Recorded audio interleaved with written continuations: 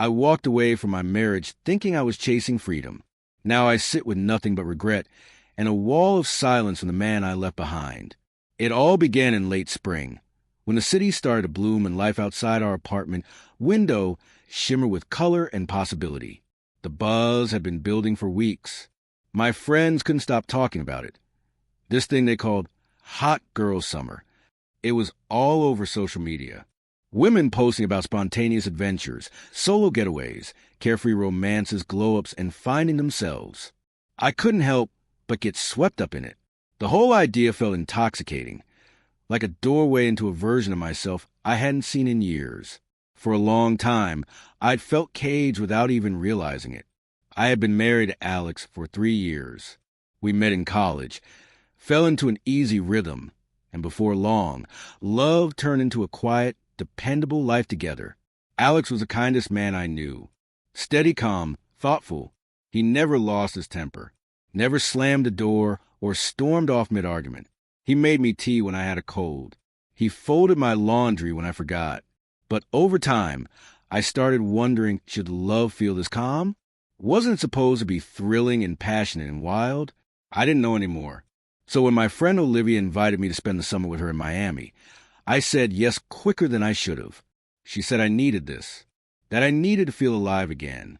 She promised sandy beaches, wild nights, new faces, and new energy. She swore I'd return refreshed, maybe even as a better version of myself. The night I told Alex I needed space, he didn't yell or beg. He just looked stunned and something else, hurt. I can still hear his voice as he asked what it meant for us. And I, not really knowing, said I needed time, that maybe I'd been living a life that wasn't truly mine. He didn't fight me on it, just stood up slowly and walked into the other room. That was the last night I ever slept beside him. Miami was everything Olivia said it would be, and more. The sun kissed your skin like it knew you. Nights blurred into dawn, filled with laughter and music spilling out of bars. Strangers made you feel like you were someone else, someone magnetic. For a while, I felt untouchable, beautiful, liberated. But underneath it all, something always tugged at me.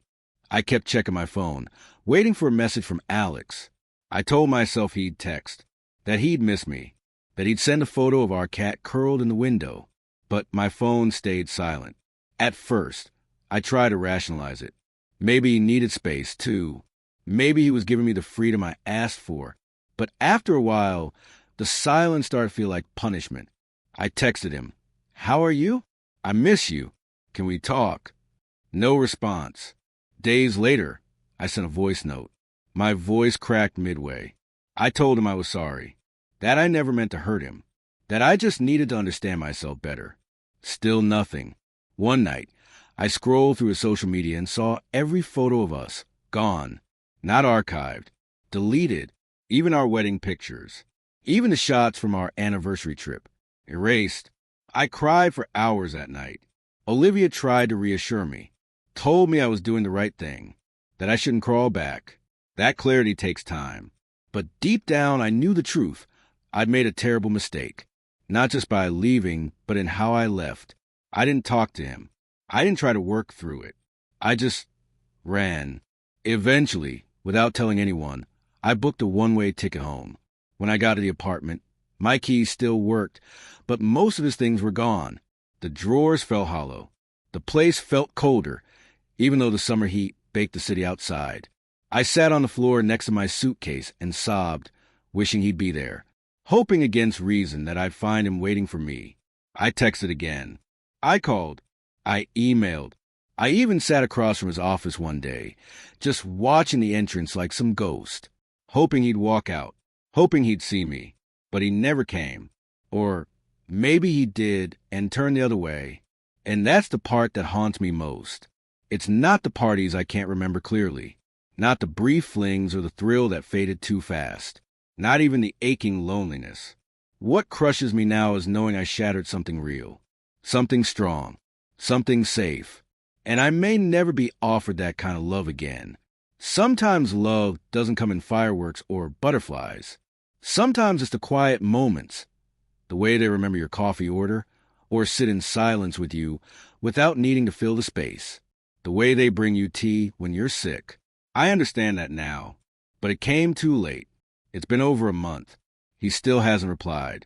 Not a word. And yet every day, I unlock my phone like a fool, hoping for just one to appear. Just one sign he still thinks of me. But all I get is silence. And I'm starting to realize that silence is an answer